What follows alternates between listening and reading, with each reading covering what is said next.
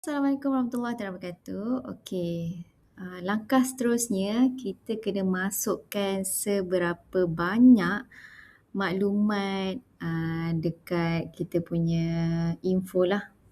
Okey, maklumat supaya bila customer tanya, contoh dia tanya ada surau tak? Ada parking ke tak kan?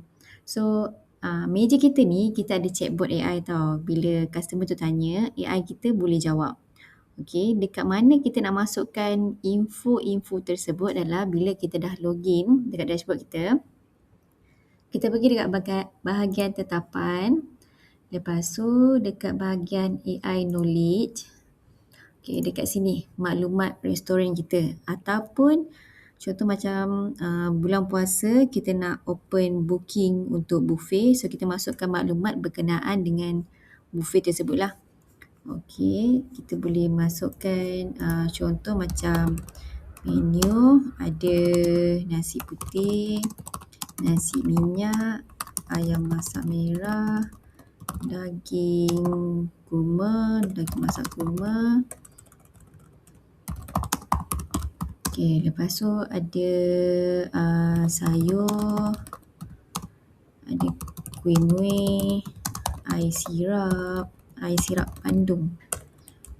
Saya buat video ni first Ramadan tau. Jadi sekarang makan makanan ni, tapi masih pagi lagi lah. Okey lagi lah. Okey, air sirap Bandung, air masak pun ada. Okey, kita boleh masukkan semua menu yang ada. Lepas tu surau. Okey, ni contoh surau ada dan luas. Okey, surau lelaki dan perempuan asing. Okey, parking ada dan free.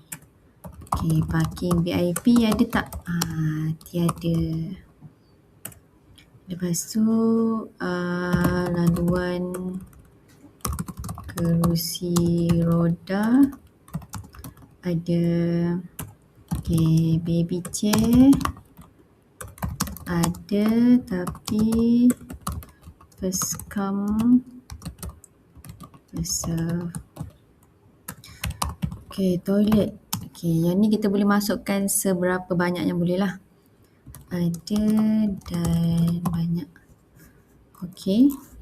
So, bila kita dah masukkan semua ni, kita klik simpan. Alright.